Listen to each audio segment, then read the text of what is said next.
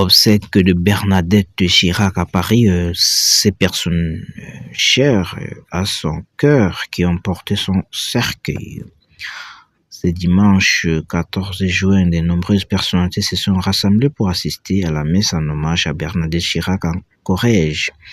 Sa fille Claude Chirac a fait de tendres confidences sur le compagnon de route de sa mère qui ont accompagné son cercueil à Paris. Un hommage profondément symbolique pour l'ancienne première dame ce dimanche 14 juin 2026, 2 jours après le grand des obsèques nationales parisiennes. À la basilique Sainte-Clotilde, c'est en l'église Saint-Martial de Corrège que s'est noué le moment le plus intime de ses adieux. Bernadette Chirac, qui s'est éteinte autant pour moi le 5 juin dernier à l'âge de 93 ans, a été conseillère générale durant de nombreuses années en Corrège.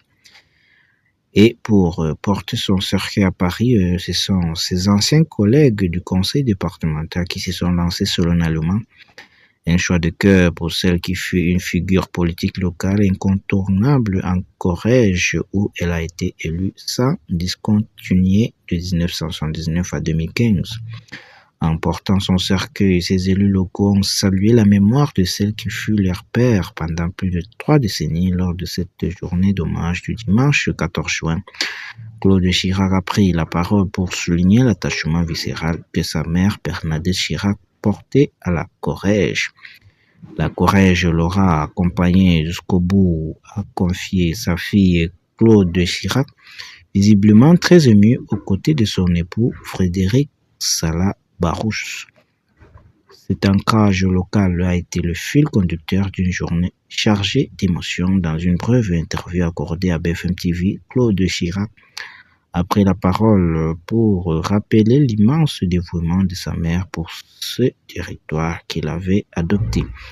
Elle n'était pas corrégienne de naissance, mais comme souvent les enfants adoptés sont encore plus attachés à leurs racines que les autres, elle était vraiment totalement, pleinement et profondément corrégienne. Il fallait faire un moment de recueillement, de prière et de partage avec cette famille de cœur qui a tant compté pour elle, pour le Corrézien. C'est une page d'histoire qui se tourne liée à celle du château de Bity à Saran, acquis avec Jacques Chirac en 1969. Ce refuge familial de 9 hectares, classé monument historique, aura vu défiler le plus grand chef d'État étranger, mais restera jamais pour le Corrézien le point d'ancrage de Bernadette.